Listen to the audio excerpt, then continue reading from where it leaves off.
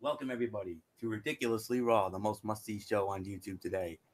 Hello friends, I am your ridiculously over good brother Anthony Flair here, joined as always by good old MF Michael Fletcher from the Cerebral Smash Talk. We got the Twisted Angel Didi Woodson.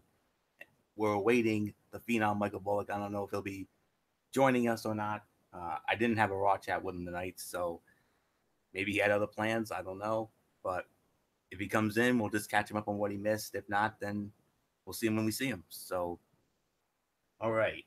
Um, Tonight was a make or break show because for the last few weeks, Monday Night Raw has been delivering very lackluster shows over the last 3 weeks. The last halfway decent show we had was a taped show in England about a month ago. Well, better tonight, but not that much better. The hype was there. This was the go home show for Money in the Bank. And while it wasn't the greatest show in the world, yes, there was a lot of blah, as always. But two matches in particular that were promoted ahead of time. Oh boy, they both delivered. Let me just say that. And then throw in a couple of other halfway decent segments, and this was probably maybe a middle of the road kind of show here tonight. So, hey, I'll take middle of the road better than lackluster any day of the week. So, really nothing more to say here. Let's just go and dive on in to this go home edition of Monday Night Raw before the Money in the Bank pay-per-view. We were live tonight from the Verizon Arena in Little Rock, Arkansas on the USA Network. And we started it off as as usual. You could kind of consider this a 2-for-1. I don't really know if we should, but you know, um, we had all 8 competitors for Monday Night Raw in their respective Money in the Bank ladder matches. You had the men's competitors and you had the women's competitors all in the ring at once, all standing on the top of ladders. And then you bring out General Manager Kurt Angle, and you also bring out Constable Baron Corbin, which is the most trifle, unnecessary thing I've ever seen in my entire life. Let's not kid ourselves. And then, they basically put over the Money in the Bank pay-per-view, the importance of it, which I'm glad they did. But Kevin Owens, he kept the segment entertaining, but the idea of all 8 wrestlers bickering while standing on ladders was, again, a trifle unnecessary and did not do anything for me. And the build to the event has been so drawn out that I've reached the point that I just want this pay-per-view to get here, and then we can move forward to the next show. I mean, the next pay-per-view, I believe, is Extreme Rules next month. I'll get into that in just a minute. But yeah, that was, I would probably say, maybe the second best segment of the night on that. That's all I can really say. I mean, I like that they put over the importance of the pay-per-view. I mean, and say, I'm going to win and I'm going to win and all this good stuff. But the part of all of them bickering like little children in a schoolyard during recess, that's basically what that was. So I don't know, but it was the second best segment of the night. Thankfully, there was a segment that was actually better than this, and we'll definitely get into that a little bit later on. So nothing more to say. I mean, MF. I mean, all 8 competitors, all 4 men, all 4 women in there, standing on top of ladders. I don't know. It was like 8 children bickering over something during a schoolyard recess, for crying out loud. The way that they were trying to do this was they were trying to recreate the magic from a couple of years ago, where they had there was an epic moment where they had almost the exact same setup, but I think it was Jericho, Sammy, it was to promote the Money in the Bank ladder match too. The first ever one. I don't think it was the first ever, but it was like a big Money in the Bank ladder match on Monday Night Raw. And I believe it was for the WWE Championship. Whoever was going to win it gets the right to go for the WWE title. And it had Dean Ambrose. It had a whole bunch of these other guys. And just the bars they were throwing at each other, it was so epic. And even everybody was like, wow, this was like one of the best unique moments. And don't get me wrong, I think what Raw tried to do was good. I liked what they were doing. I liked how they were going to do it. I think SmackDown's going to do it better, though, because you got better talkers, better guys who could get in your face about it. So imagine they do this tomorrow and you get like the Miz start flying off, or Samoa Joe, or one of the guys on SmackDown Live. They are better for that moment. They're better in their promos. I'm telling you right now, SmackDown Live, if they do the same setup and they let these guys go, you're going to see some fireworks exploding tomorrow night, because I know Samoa Joe, he brings intensity, he brings fire, he brings something to the table that's awesome. The Miz, one of the best talkers in WWE today. There's no doubt in my mind. If you do this on SmackDown, you're going to get a lot better result and probably an even better segment, because of the fact is you don't have enough oomph or emphasis.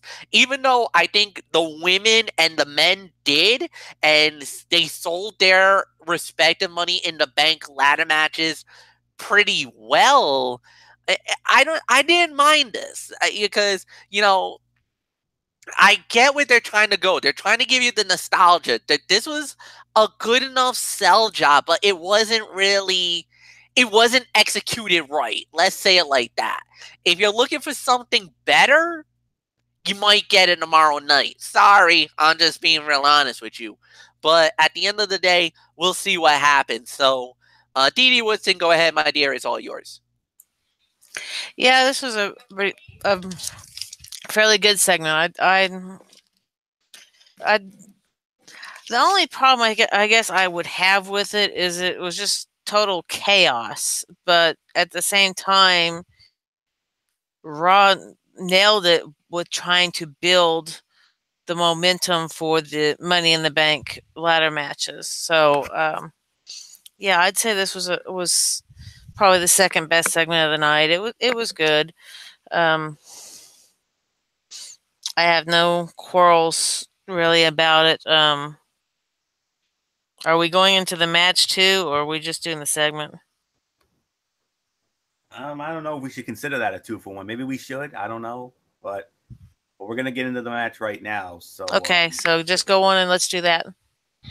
Yeah, we'll take it as a one at a time, I guess. So it was the first of the 2 fatal 4-way matches to promote the Money in the Bank. This is the first one was with we started it with the women here. Spoiler alert. These matches bookended the show tonight, so I think you obviously know where the men's will be. But we started it off with the women's fatal 4-way match. It was Ember Moon, Natalya, Sasha Banks, Alexa Bliss, the 4 women for Raw in the Money in the Bank ladder match. Winner of the match, get this, 21 minutes and 10 seconds. Natalya picks up the win. The sharpshooter on Sasha Banks makes her tap out. MF, whoa. These 2 4-ways, we knew they were going to be good. We didn't know they were going to be this good. Whoa, this one delivered. Oh. This was a 3.5 to damn near 4-star fight. This was amazing, flawless, unbelievable. And on top of that, Natalya, of all people, wins it. Major momentum for her going into Money in the Bank. And, there is a rumor going around that she might be the one to win the Money in the Bank. And if it is true, maybe she cashes in on Nia Jax. Maybe she ends up winning the title. I don't know. I mean, there's a lot of factors in here because I think what they're going to do is I think they're going to plant the seeds of a possible fight with her and Ronda down the line. There's been some rumors going around, maybe of a Ronda Rousey versus Natalia, where Natalia turns on Ronda, basically, baiting her, like saying that, you never was a friend of mine, this and that, using Ronda to maybe get to the belt, who knows, because of the fact, remember, Ronda's fighting Sunday night against Nia Jax for the Raw Women's title, for the Ronda's first ever singles fight in WWE is now for the women's title. So maybe I could see a situation where maybe either Ronda doesn't win the belt, it's a screwy DQ finish. If Natalia has the Money in the Bank, Nia's lying in wait, beaten up, probably, in a prone position. That cash-in could happen at any time. So it's a threat. It's something that must be warranted and must be thought about down the line. But if you think about it, out of all the 4 that are in it, think about it. Sasha, Ember, Alexa, and Natalia, they gave it to the most veteran of them all. That's a that's a huge deal, especially for all of us, because did anybody honestly think that Natalia was going to win that fight? Not necessarily, no. I think a lot of people would have said, probably Ember. Maybe a few people would probably say give it to Alexa. Maybe a little bit would say Sasha. Even though I know a lot of us don't really want Sasha to win that fight.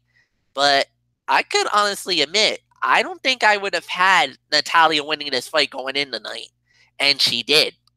Pleasant surprise, big shocker of the night for me. 3.5 to 4. Well done, ladies. Well done. Dee Woodson, you must be very happy with the Raw women tonight. They must have really impressed you.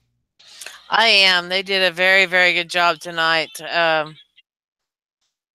Or at least for this match, they did a very, very good job. I was very impressed with how they handled themselves and how it went down. Congratulations to Natalia. She did a great job coming out on top for this match. Yeah, I'm going to give it 3 3/4 to 4. It was a very good match, and it was definitely what we needed to get everyone behind the women's Money in the Bank, and I can't wait to see what's gonna how SmackDown's gonna top this for at least building this match, and or I should say these 2 matches for the men and the women, because Raw actually at least nailed this much. So not much more I'm going to say about it. Florio, it's yours. Finally, that's all I can say. Finally, we get something good on Monday Night Raw for once. Oh, how long have we been waiting for something like this? Or I've been waiting for something like this, being the lone wolf on the Raw ship here. But, oh my goodness. Thank you, ladies. I knew I could count on you. I knew these 4-ways were going to deliver. That's all I can say. I knew they were going to deliver. In my opinion, both of them over-delivered as far as I'm concerned. I mean, just amazing. I'm right there with you guys. Although I'm leaning more towards Dee Dee's rating, 3 3/4 to 4 stars. Absolutely. I don't know. I mean, both 4-ways were incredible. I honestly don't know how to rank one over the other. I could probably just call co-fight of the night here. Well, I'll have to really think about that. But this is definitely one of the fights of the night, if not the fight of the night. This was amazing. I mean, they all delivered. I mean, a very strong match with great work from all four women. And man, it may have served as a preview of the Money in the Bank match in more than one way. Obviously, the four women involved are going to be in the match, but they also took the approach of having two ladies sell at ringside while the other two fought in the ring for the majority of the bout. And I assume we're probably going to see a little bit more of that on Sunday as well. But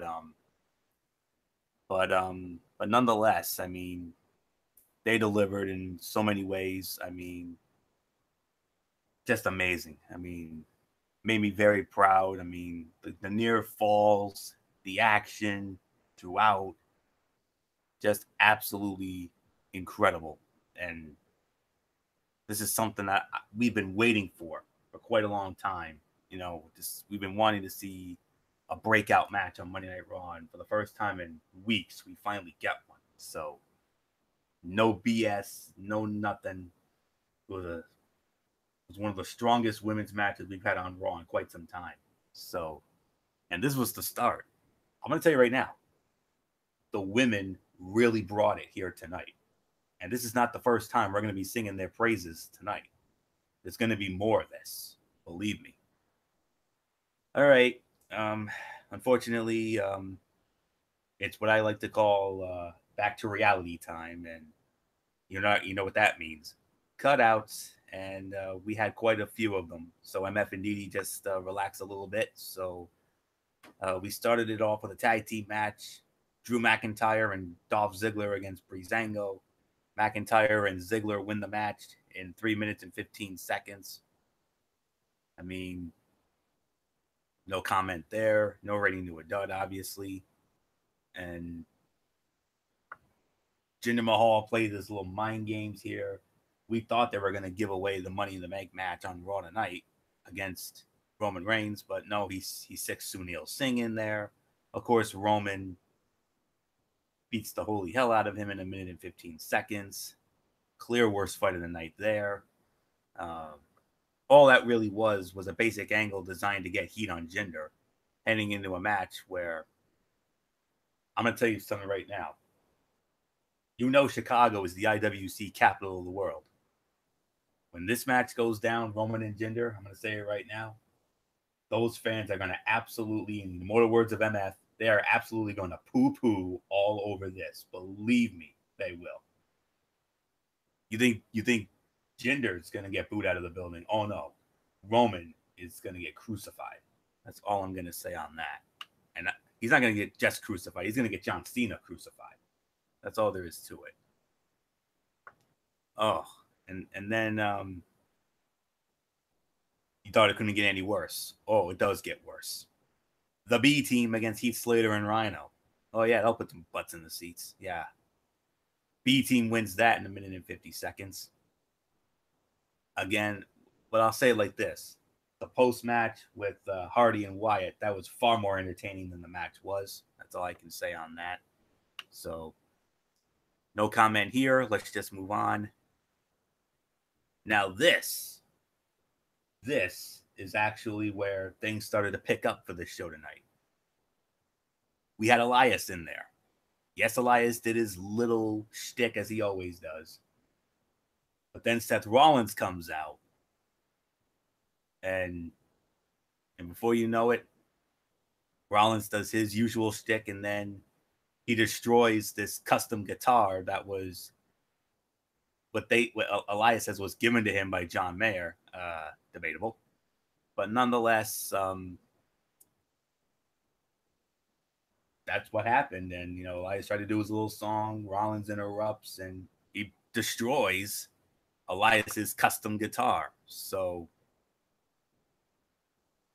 this was actually a fun segment here. So this is actually solid build. So Didi Woodson, I mean, I know you're probably going to keep this short and sweet, and that's fine. But a brief thought, if you would. I mean, this segment was not as bad as people thought.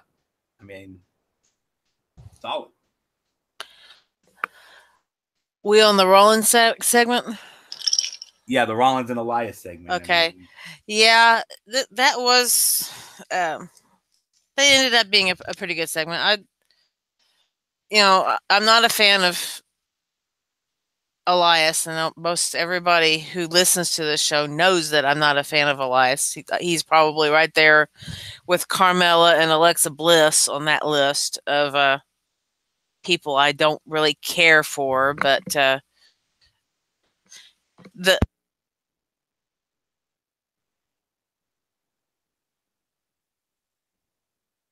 I would have gone with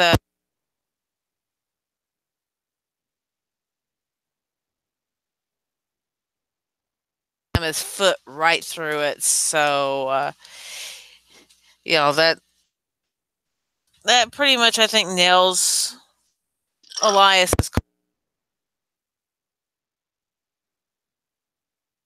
pretty much kick your butt.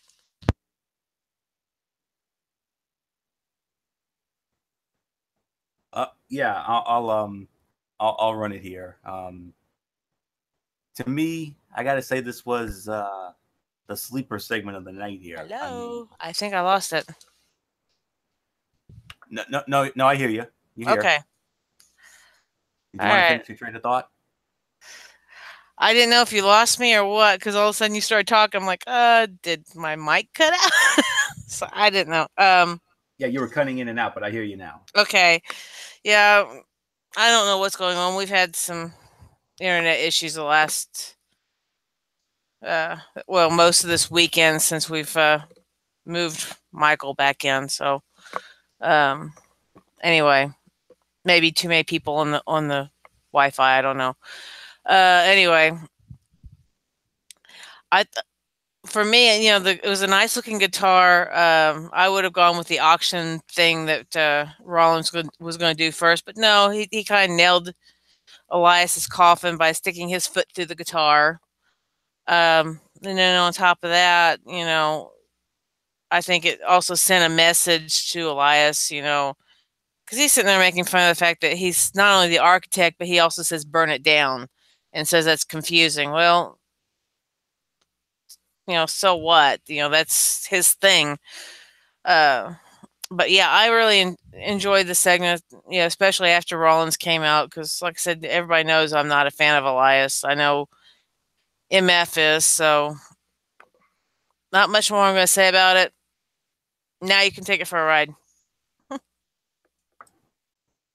I gotta say, it was a fun segment here. I mean, sleeper segment of the night. I mean, it was a fun segment with Elias drawing very good heat, and then Seth Rollins working up the crowd before destroying that custom guitar, and then from there, it was a very good segment to add to the build of their Intercontinental Heavyweight Championship match coming up this Sunday night.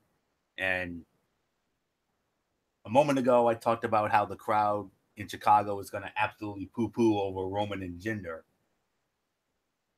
I beg to differ on this one.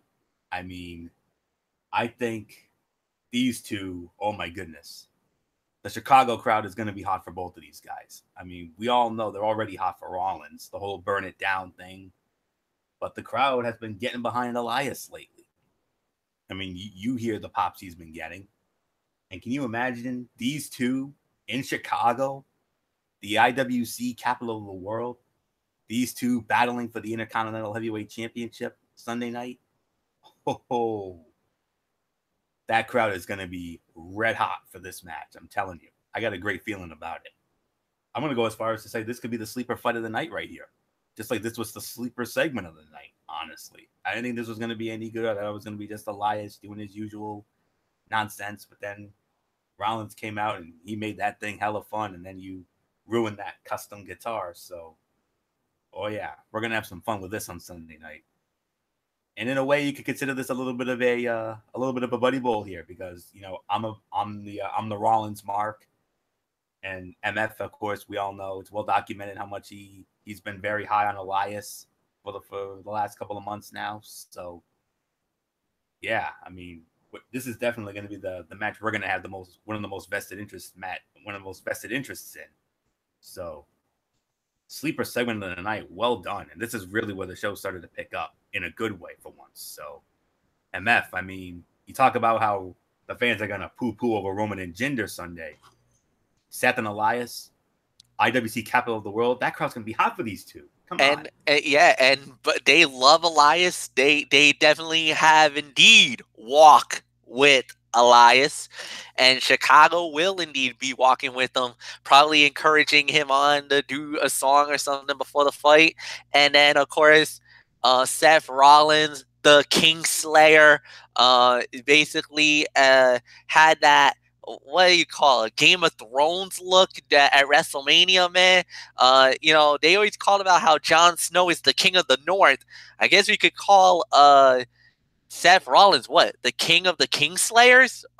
So I don't know. I mean, he looked awesome. He can't do nothing wrong right now. Without a doubt, right now, Seth Rollins is the heartbeat of Monday Night Raw. He's the pace setter. He's the spark plug.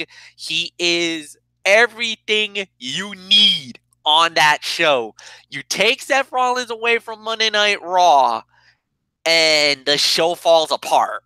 The show goes down in flames. No pun intended. And I'm not trying to be rude here or disingenuous or even a la Stephen A. Smith. I'm not trying to be disrespectful. But to steal a line from Anthony Florio, I gotta tell it like it is, and I gotta call it the way I see it, and that it is. Seth Rollins on Monday Night Raw makes me want to say, "Shut up and take my money." That's what it is. He's big time. He's that mama. There goes that man. But I'm saying, Elias is starting to become that guy. He's starting to rise up. Let me tell you, my boy Connor is high on Elias, and we all are very high on Elias himself. And we believe when it's all said and done that, who knows, maybe after Sunday night, it's very possible that WWE, we could be saying that the Intercontinental title will be walking with Elias. Who knows? Or maybe the Kingslayer slays Elias and upward and onward on his journey to being the best in the world. You don't know. It's going to be an amazing event. It's going to be a great battle with a red hot crowd like they do in Chicago. This could be a fight of the night candidate, definitely, and probably one of the only reasons to watch this exclusive Monday Night Raw fight at Money in the Bank. Because I don't think there's many matches on that Raw card that really has this jacked up, ready to go, gets us excited. This right here does have us excited, and I can't wait to see this fight. Anthony, it's all yours. I couldn't agree with you more, MF. I mean, I've already gone on the record. This could be a sleeper fight of the night right here.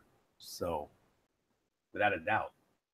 And when it comes to the Raw side, I mean, I couldn't agree more. I mean, this is the only, there is another match on the Raw side that we're going to get into in just a little bit. But nonetheless, let's move on here. I said we're going to be singing the praises of the women, and here they come again. One-on-one match, Bayley against Ruby Riott. Ruby Riott wins the match, 11 minutes and 25 seconds. I'm going to go as far as to say this. I mean, I know a lot of people were poo-pooing all over this match, but I honestly didn't think it was all that bad. I thought this was a really good match. I'll go as far as to say sleeper fight of the night for me. I'm going to say this was like 2.5 to 3 stars. I mean, yeah, this was, they gave him a decent amount of time. Yes, it was filler. Yeah, there was no storyline purpose behind the bout.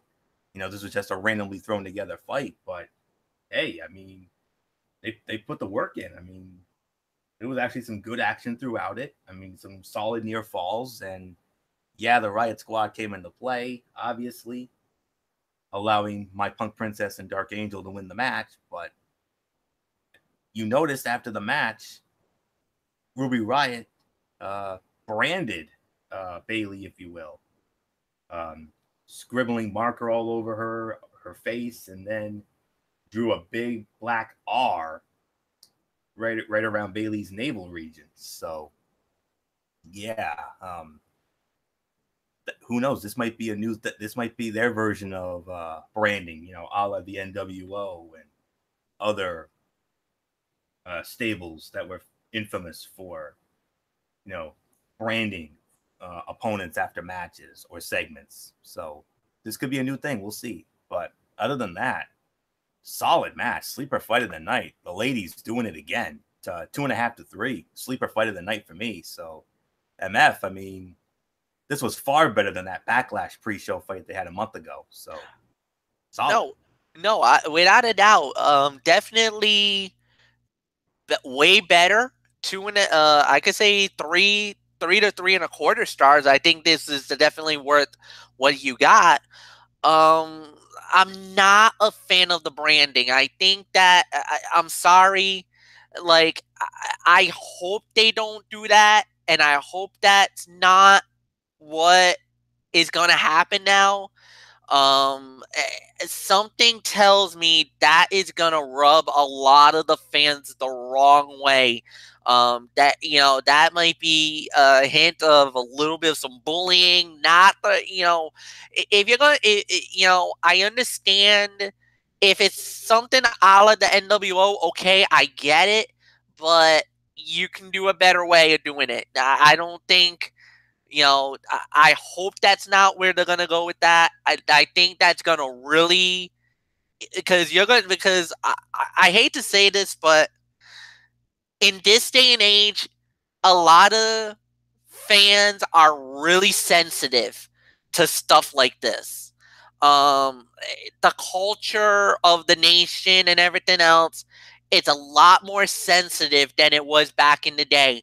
You know, back in '97 when the NWO did that, that was expected. That was something that, you know, we kind of knew it could happen, and nobody really got too hurt about it.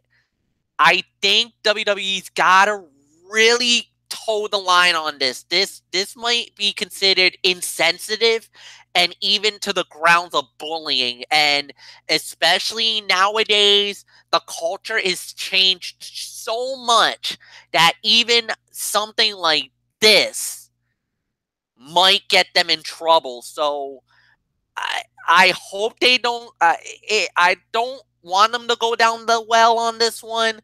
I think it's the wrong time for any type of branding or any type of stuff like that. Because I know a lot of conservative groups, a lot of parent groups, a lot of those people, they're going to take offense to this. And I got a funny feeling that something's going to happen if this keeps happening.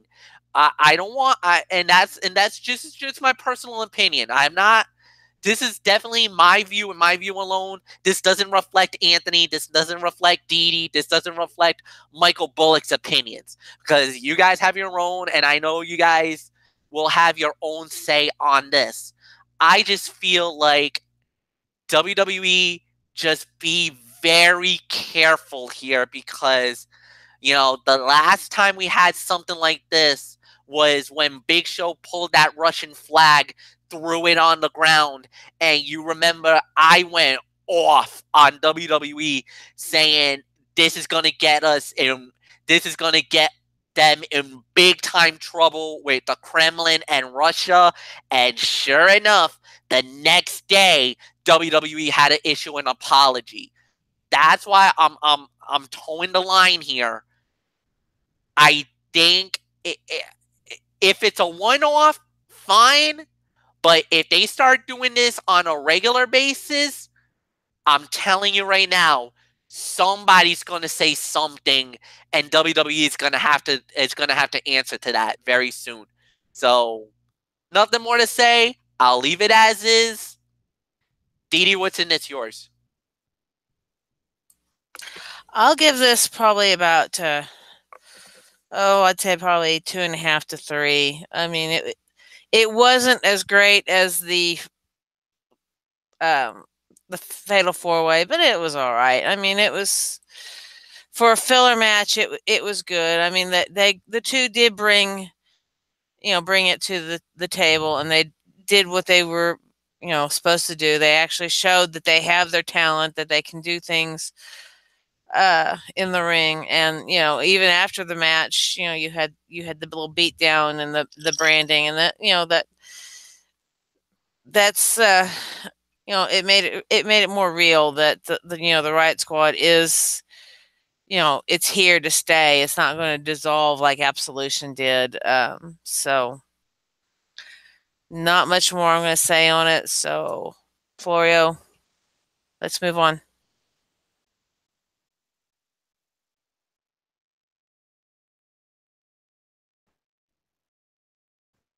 Okay, all right. I'm in a little slow moving here, so let's move on now to the face-to-face segment here. We had the Raw Women's Champion Nia Jax and Ronda Rousey. It was the Coachman, and I know a lot of people were very shaky about this. I'll be honest, I was one of them, but this ended up really, really surprising here. I mean,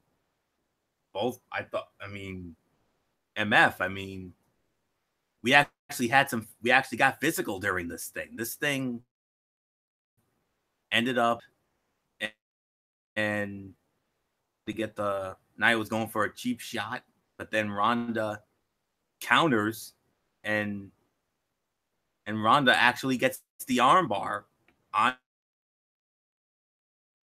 out shortly after. That might have been a dipsy-do botcheroo on the timekeeper's part, but that little nitpick aside, I mean, oh boy, I mean, I think they actually made us excited for this for once. Well, the thing is that you finally get to see Ronda Rousey in her element, and the thing is, she's meant for the one-on-one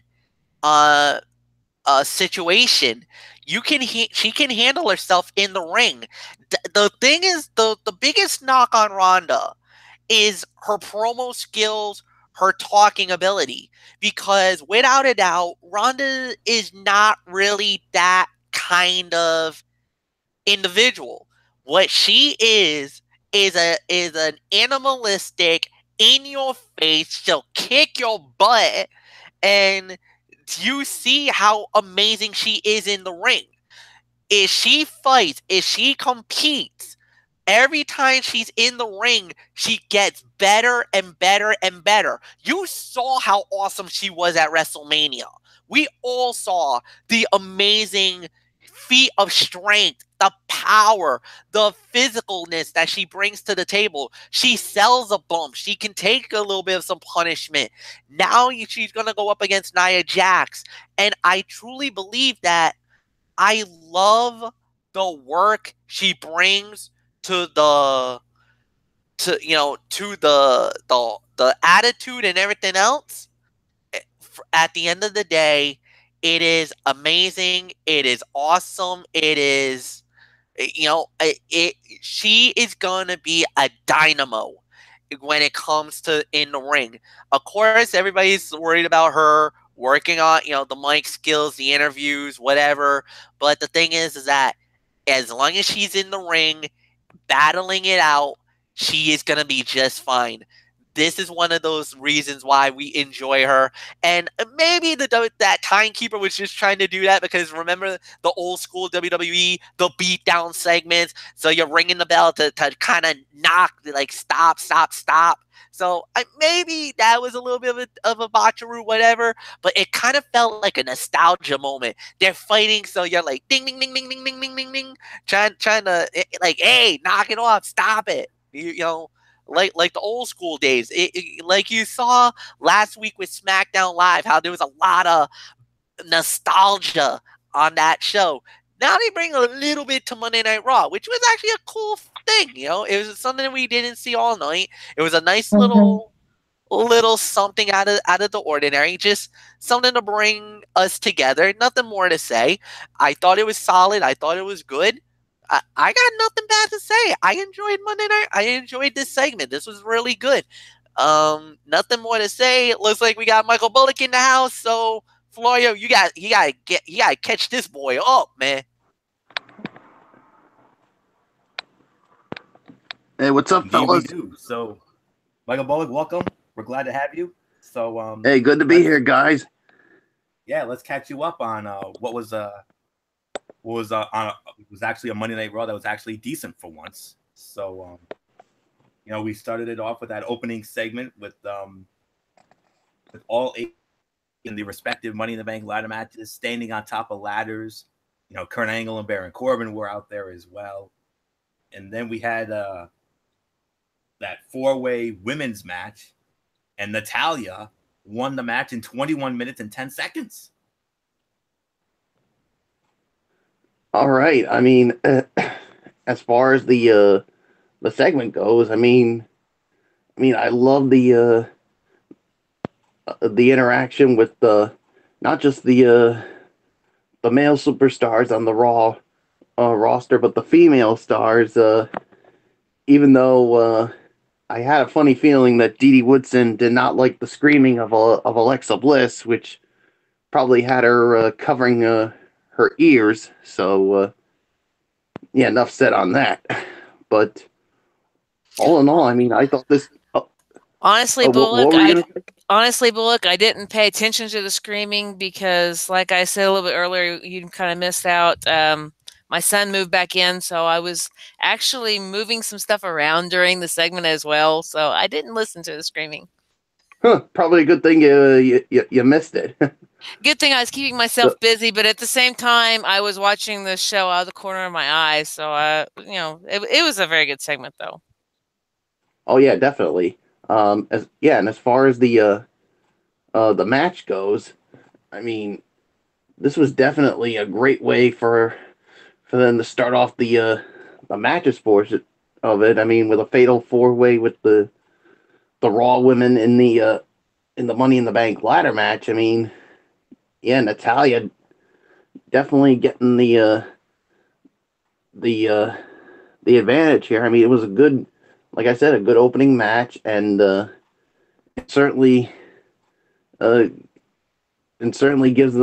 Natalya some an advantage going into this Money in the Bank ladder match. So I'm gonna give it about 3.5 to 3 3/4 of a star. So all right, let's move on to what was next. Well, we're gonna get into what was I think I see we. Oh, what were you gonna say? The relevant stuff. Oh yeah, I see some irrelevant stuff here. So just breeze right along that. Yeah, the next relevant thing after that was the segment with Elias and Seth Rollins, where Seth Rollins broke Elias's custom guitar there. Yeah, I mean, I thought it was a fine segment. I mean, this was basically, for me anyway. I mean, basically, excuse me. This was basically Rollins trying to get into the head of Elias before their Intercontinental title match at Money in the Bank. So yeah, I mean, it was good for what it was. So there's nothing more to say. So let's move on to the next relevant item. And it was a one-on-one match with Bayley and Ruby Riott, with Ruby Riott winning in 11 minutes and 25 seconds. Yeah, I thought it was a fine match for what it was. I mean, I'm gonna give it about maybe. I'm gonna give it about 2.5 for the match here. So, yeah, I mean, definitely, there's really nothing more that really needs to be said. So let's just move on to the next relevant thing. And MF just wrapped up his thoughts on it. It was the face-to-face segment with Nia Jax and Ronda Rousey that was moderated by Jonathan Coachman.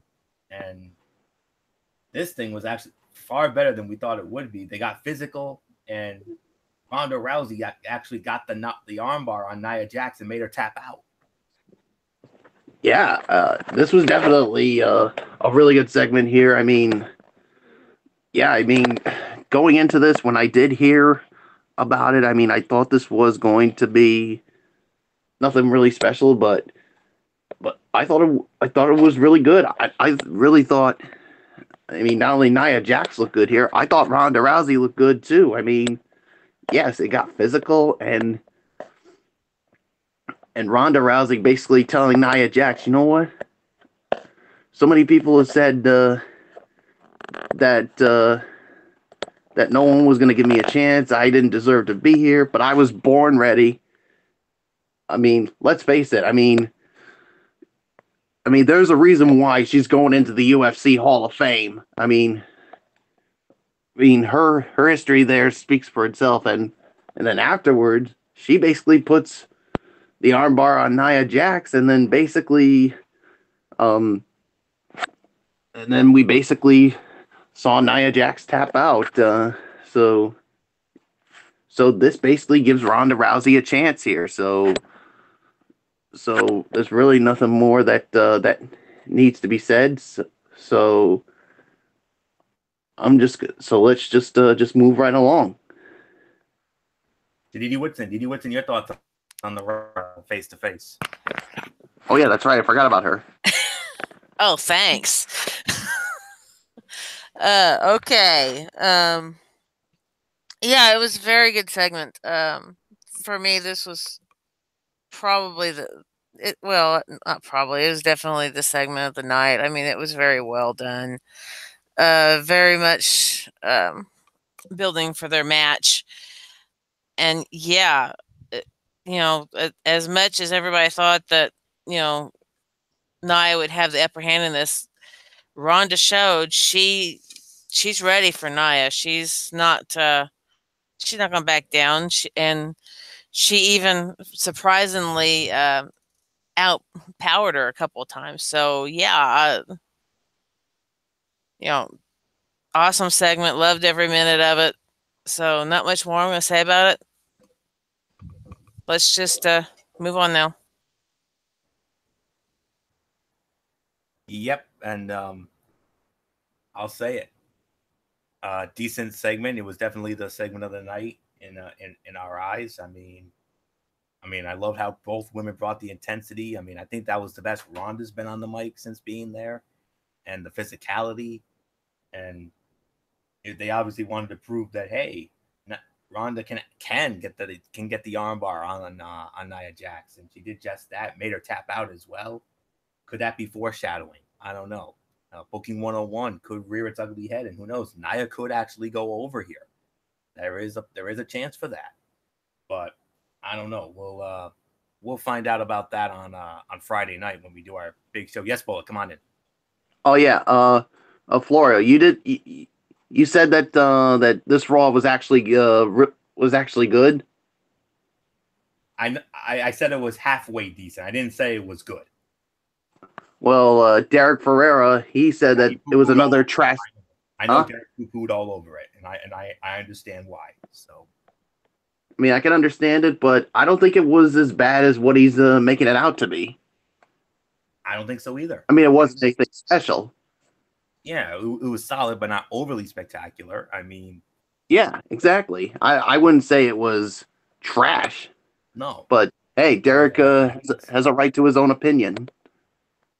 Yeah, the last 3 weeks were trash. Tonight was halfway decent. That's all I can say. So, all right. Let's try to get back into the picture here.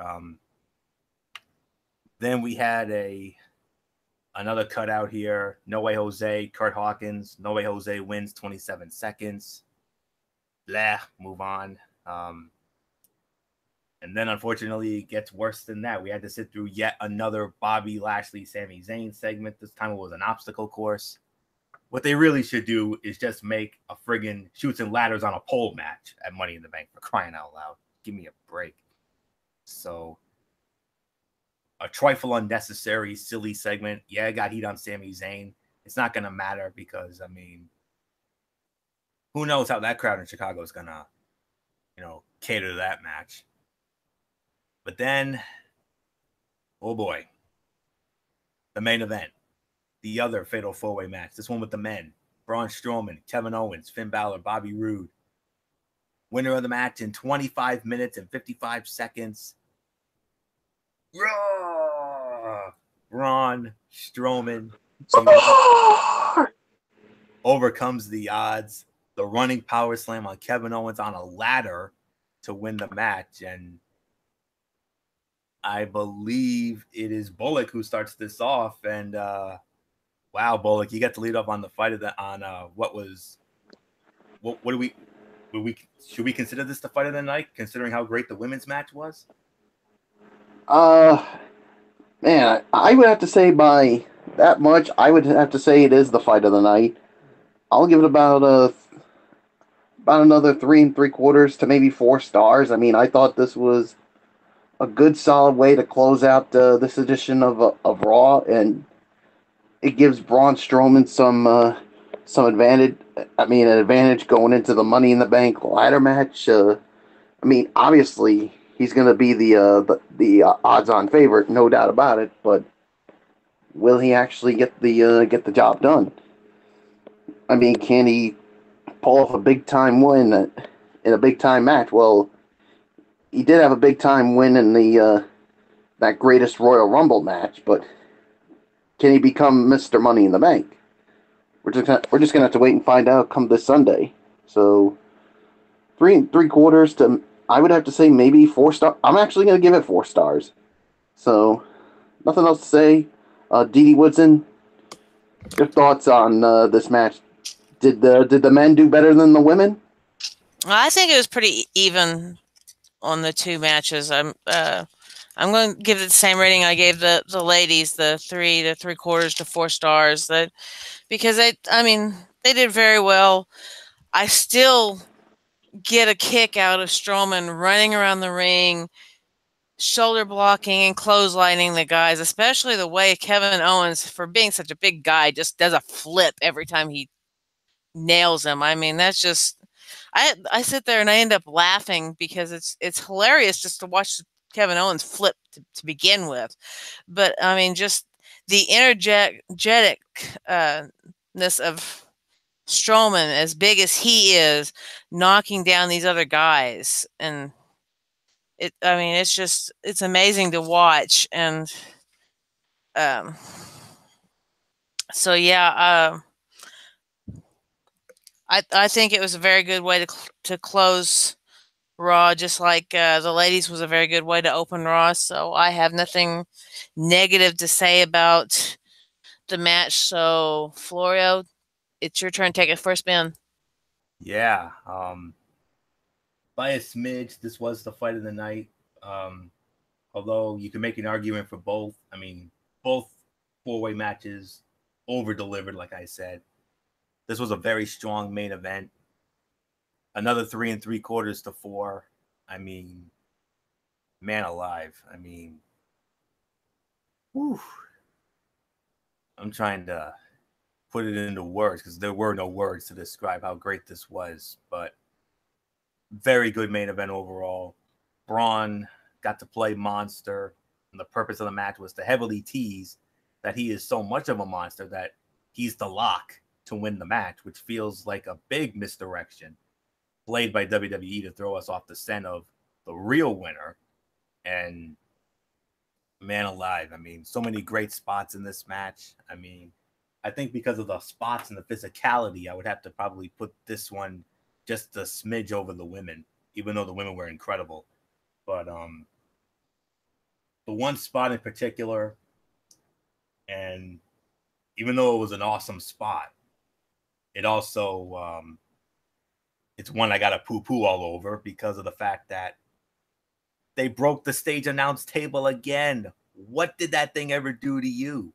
I mean, Braun Strowman gets bullfrog splashed by Kevin Owens. Kevin Owens does a bullfrog splash off the ladder, crashing through Strowman and crashing through the stage announce table.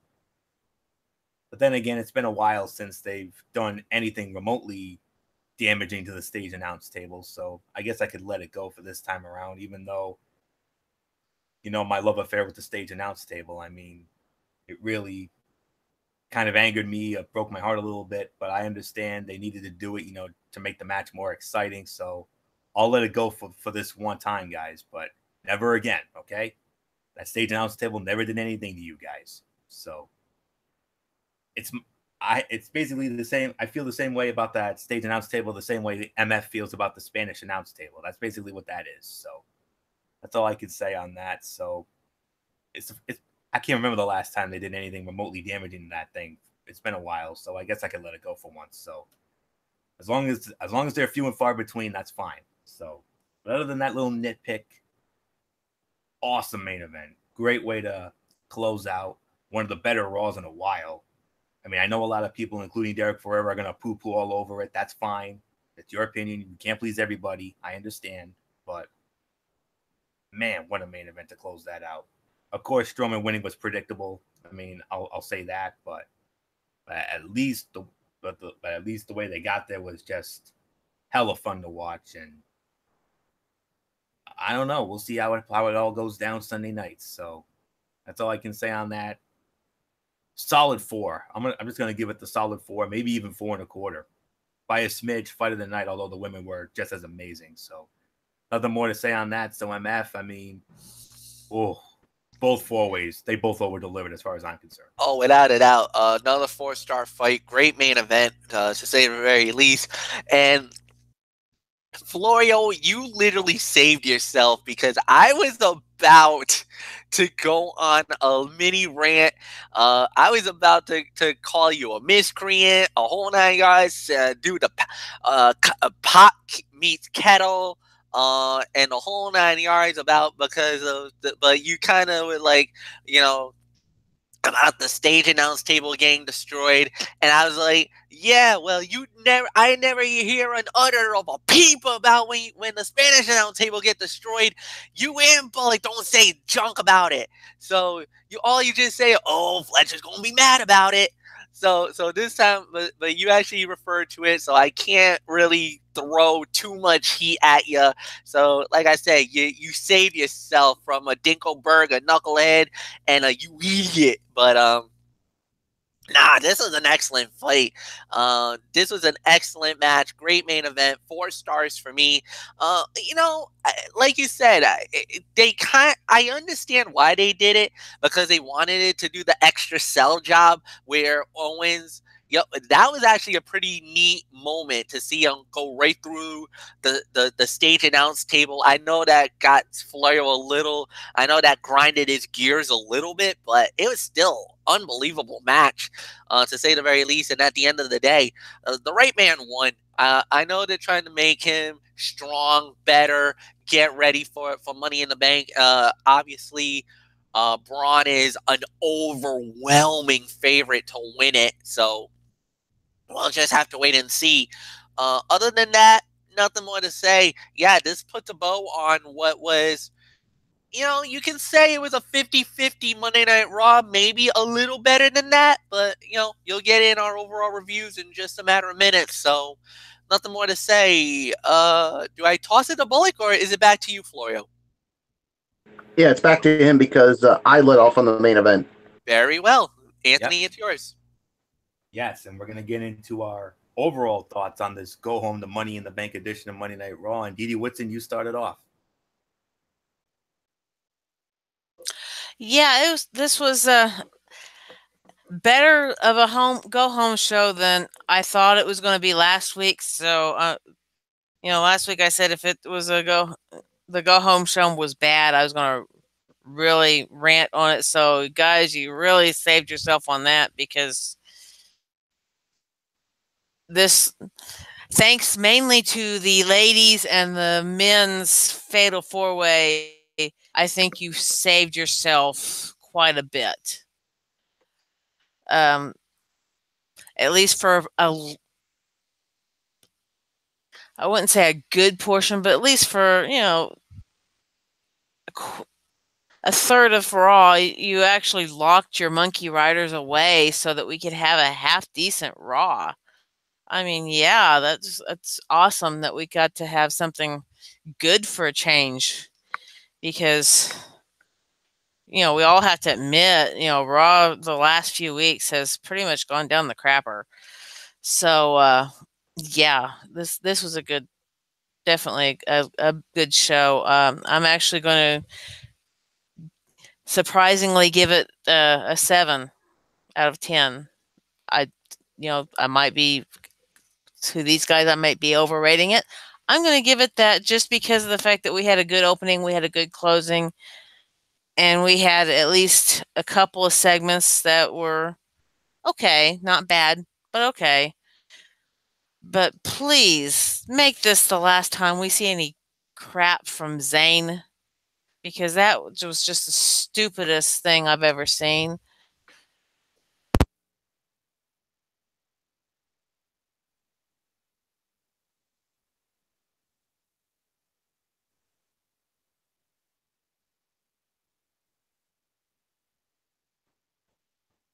Didi, are you all set, or did you cut out again?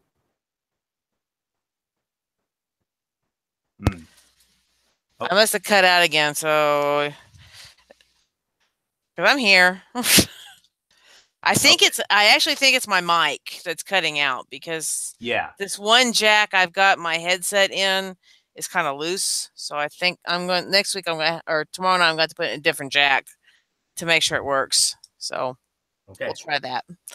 Anyway, like I was saying, as much as I'm an advocate for the ladies, I'm an advocate for not having crap, and that Zayn segment is crap, and I pray to God we never have to have that or be subjected to that again. So, yeah, like I said, surprisingly, I'm going 7 out of 10. The guys may not agree, but so be it.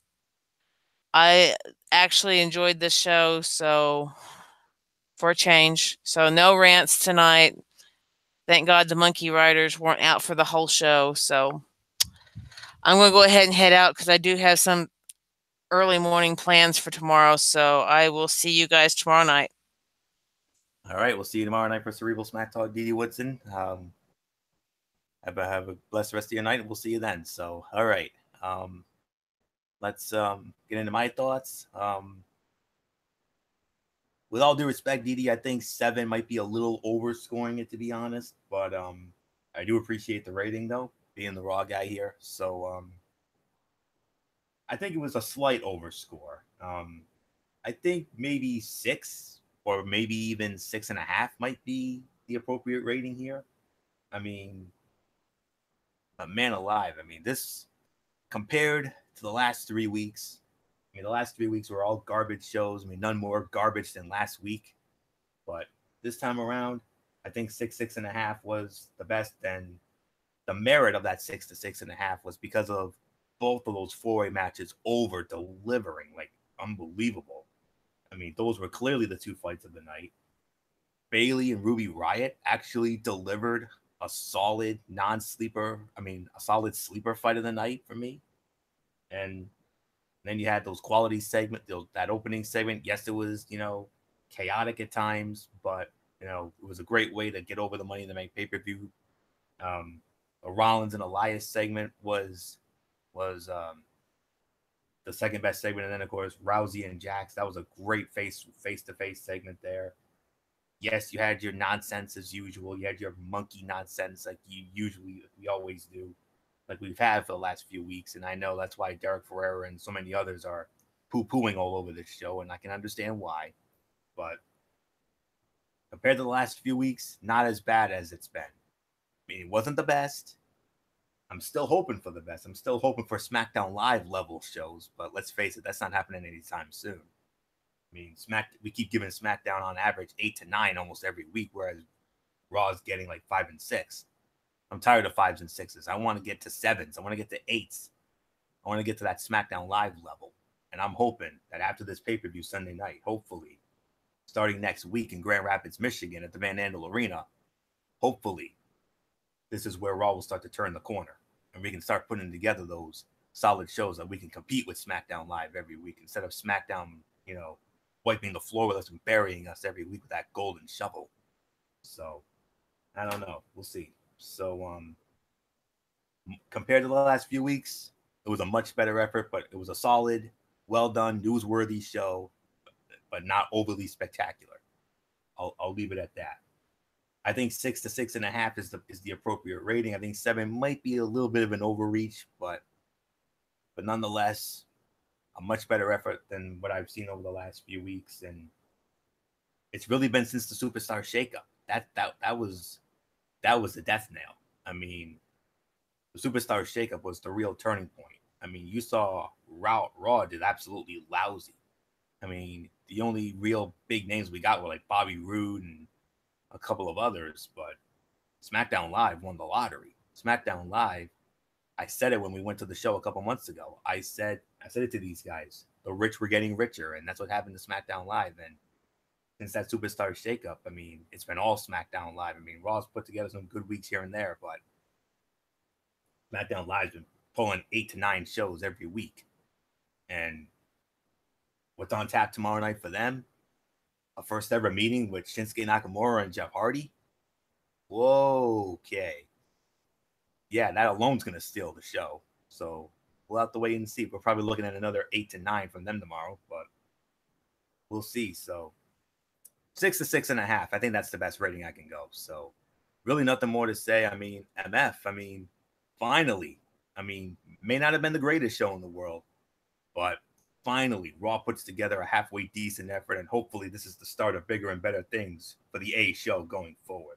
You actually hope so, because I mean, up to this point, yeah, SmackDown Live has been wiping the floor with Monday Night Raw, and you finally got yourself off the mat. You showed a little grit, a little fight. You know, it wasn't the most perfect show, not by any stretch of the imagination. It's far better than what you've been giving us lately, which is, you know, that's definitely something good. But I agree with you. 6 out of 10. I thought this was a solid Monday Night Raw. It wasn't the greatest Raw ever, but it was far better. You know, the 4 ways on the men's and women's were amazing. The Ronda Rousey segment, the Elias and Seth Rollins segment was good. The beginning of the show with the ladders and them talking, it wasn't perfect. It wasn't as newsworthy as it was a couple of years ago, but this one was a lot more better than, you know, it was better than what was expected by the fans. So at the end of the day, you did good, you did solid, you did fine. I got nothing bad to say about it, to say the very least. So with that said, nothing more. Pleased is what I would say about it. And Michael Bullock, I give it to you. 6 out of 10 for me. Yeah, I'll give it about 6 to 6.5 out of 10. I mean, I think this was definitely a much better show than the last 3 weeks, and you can hopefully this is the start of bigger and better things for Raw going forward. But we'll just have to wait and see. But yeah, like you guys said, I mean, both of the Fatal 4-Way matches really stole the show. So yeah, there's really nothing more to be said. So 6 to 6.5. So with that being said, Florio, it's Tony's Take time. And we will start it off, as always, with 205 Live. And we started it off with a one-on-one match. Lucha House Party member Lince Dorado squaring off against D. Brian Kendrick. Lince Dorado picks up the win in 7 minutes and 40 seconds. Solid 3-star match. I mean, this was a good match overall. But more importantly, it served as a good segment to advance the feud between the Lucha House Party and the newly formed alliance with Drew Gulak, Gentleman Jack Gallagher, and D. Brian Kendrick. Best of both worlds, I would say. So then we move on to TJP. He was in a squash match against some loser named Brian Keith. TJP won that in 2 minutes and 15 seconds. No comment there. It was announced that next week, well, I'll get into that announcement next week. Well, I should say that announcement in just a minute regarding tomorrow night's show. Main event, Buddy Murphy against Mustafa Ali. Mustafa Ali wins the match in 12 minutes and 12 seconds via a disqualification. Outside interference from Hideo Itami. Okay. normally we poo-poo over DQ finishes, but this is one time I'm actually going to be okay with it. 3.5 stars. This was the fight of the night. Ali and Murphy. Let me just say it. This was another very good outing from these two guys. I mean, they've developed quite the chemistry. Things were going well until Hideo Itami arrived and started whining about respect. But in all seriousness, no issue with the DQ finish, as neither Ali or Murphy didn't really have to lose here. But it was also too soon to go back to either of those two as a title contender. Itami, coming off that win over Akira Tozawa the previous week, is now focused on getting a title shot and maybe his first goal and his first taste of championship gold in WWE. So, well done. 7.5 out of 10. It was another solid, another well done show. I mean, another week, another good and quality edition of 205 Live. And this is because everything has a purpose and it's coming off as executed well. Good opening match that continued a feud between 6 guys. And it set up the match. Here's the announcement. The Lucha House Party will take on Gulak, Gallagher, and Kendrick. 6-man tag.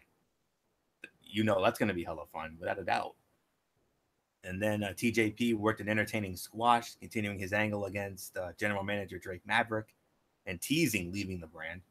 Lio Rush is coming to 205 Live, and I know MF knows all about that young man. I mean, I can only imagine from what MF has told me about Lio Rush. I think 205 Live is really taken off, and it's going to take off even more so. It's going to go into the stratosphere now with that young man. And then a great main event that with an angle that introduces Hideo Itami into the Cruiserweight Championship picture.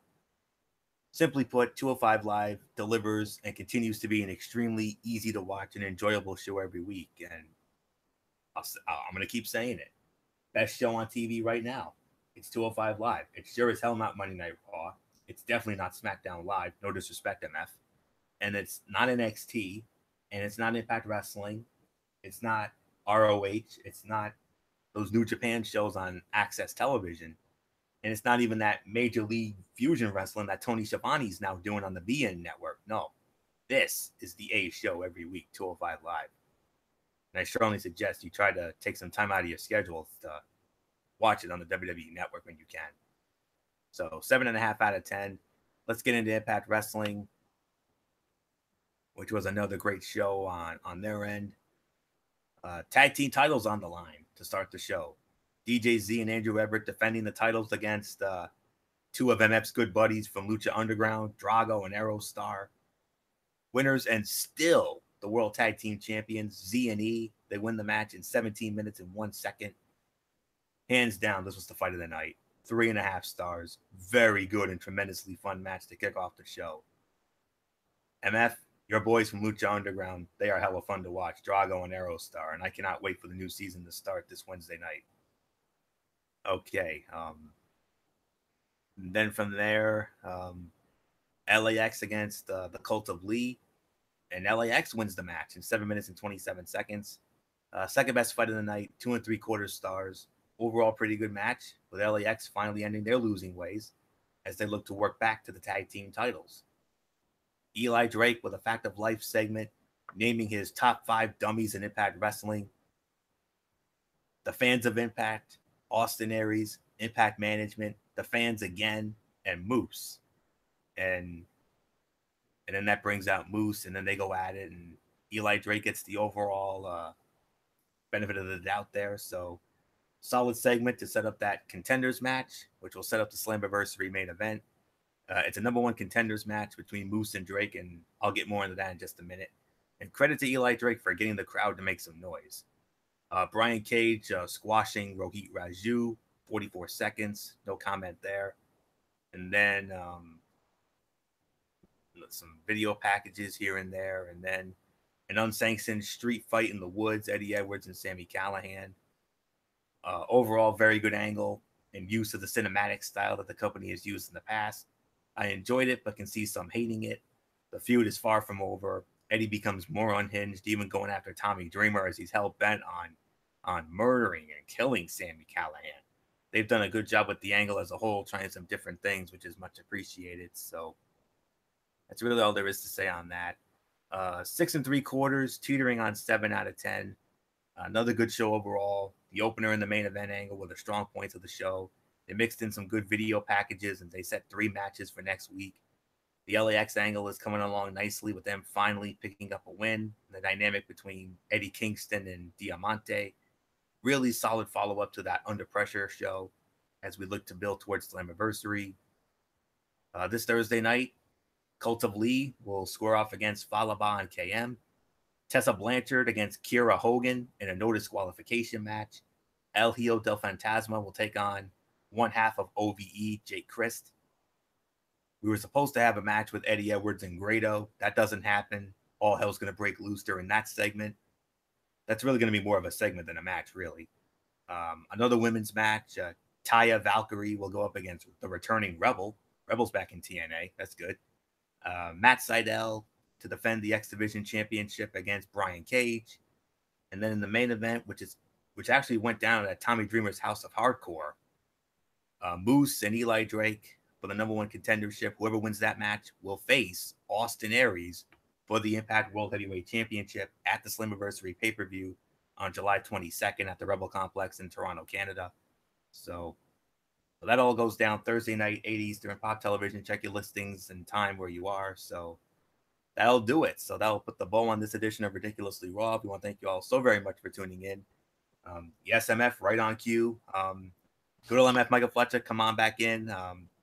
Set the table for tomorrow night for the Cerebral Smack Talk, the go-home edition of SmackDown Live, featuring the first ever meeting, Shinsuke Nakamura and Jeff Hardy. I can't wait. You just said it. Tomorrow. Well, actually, it's not tomorrow night. It's Wednesday night. I'm making an omission here. Due to my work commitments beyond my control, I cannot do Tuesday night. It has to be on Wednesday. This won't affect the schedule, folks. So, because Anthony will have the rest of the rundown. However, Wednesday night, 10 p.m., if you guys can do that, Wednesday night at 10 p.m. will be the Cerebral Smack Talk. We will get into SmackDown Live. We will talk about it because we got a loaded show. Like Anthony said, Nakamura versus Jeff Hardy. That's a big matchup. Plus, there might be some other things coming up. Maybe some contenders match, or like they did with Monday Night Raw. Maybe we see a 4-way with the women on SmackDown. We see a 4-way with the men promoting the Money in the Bank ladder match. We'll see that. And then, of course, we got the Mikey's Mindset. I got some news about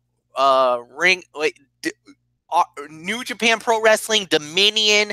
If you haven't heard, 2 new champions on that show. It was historic. It was amazing. Plus, I got some other stuff coming around the pipeline. So 10 p.m. Eastern, BraceFan 95 on Wednesday night. Please note, change of the date is Wednesday night, not tomorrow. Wednesday, 10 p.m., BraceFan 95. Until then, Anthony, set up with the rest of the content. And we're going to have a very busy week, gentlemen. That's all I can say on that. So, well, we got an unexpected off night tomorrow. Okay. Well, that's fine. 10 p.m. Wednesday, I can definitely do that. That's not a problem. I'm sure Bullock and Didi will concur. We'll have to let Didi know. We'll have to be sure to message her and let her know what's going on with that. So, for this week only, we are going to have a very special Thursday night edition of Strictly Sports. Derek Ferreira confirmed that on as we were wrapping up our World Cup show the other night. And we have a docket for that show. So, and it is as follows. Julian Edelman of the New England Patriots suspended the first 4 games of the NFL for the upcoming season for PED use. One of 2 hard time stories, the other being Brian Colangelo. Well, it's not really a hard time story. You could maybe consider it one. Brian Colangelo resigning as the president of the Philadelphia 76ers. And then from there, it's smooth sailing after that. Because we're going to talk about the Washington Capitals winning the Stanley Cup, the Golden State Warriors winning the NBA championship once again. Michael Bullock, you're going to get to share your experiences at the Special Olympics State Summer Games, the 50th anniversary. We can't wait to hear all about that. And then we'll close it out with the Major League Baseball Power Rankings. That's going to go down for this week only on Thursday night. Because Friday night, we are going to have a special edition of the Wrestling Forum. We're going to be previewing both NXT TakeOver Chicago 2 and the WWE Money in the Bank pay-per-view. And then Sunday night, immediately following the Money in the Bank event, hop on over to MF's channel, Braves Fan 95, as we will have the recap of Money in the Bank hosted by MF. And then next Monday night, we'll be right back here for Ridiculously Raw, sorting out all the fallout from Money in the Bank on the Raw side. So very busy week, like I said. So we're off tomorrow, but we'll be back on Wednesday, and it's going to be pretty much around the clock after that, with the exception of Saturday, of course. So there you go. So that's it. So until Wednesday night for our special Wednesday edition of the Cerebral Smack Talk, it's your ridiculously good brother good brother Anthony Florio here for good old MF Michael Fletcher, for the Phenom Michael Bullock, and in spirit, the Twisted Angel Didi Woodson, and the Hardcore Pipe on Derek Ferreira. You know the routine, everybody. Thumbs up. Talk to you later. Yeah, throw it up Fortune 4 style. Bye for now, my friends. God bless. Be good to each other. Have a blessed couple of days, and until Wednesday night for that Wednesday edition of this Cerebral Smack Talk with MF, you've been watching Ridiculously Raw right here on the Tone 25 on YouTube.com. And remember, no matter what anyone tells you, wrestling is indeed actually real. For everybody who's been a part of this one, for now, Florio, so long, and bye, everybody, bye.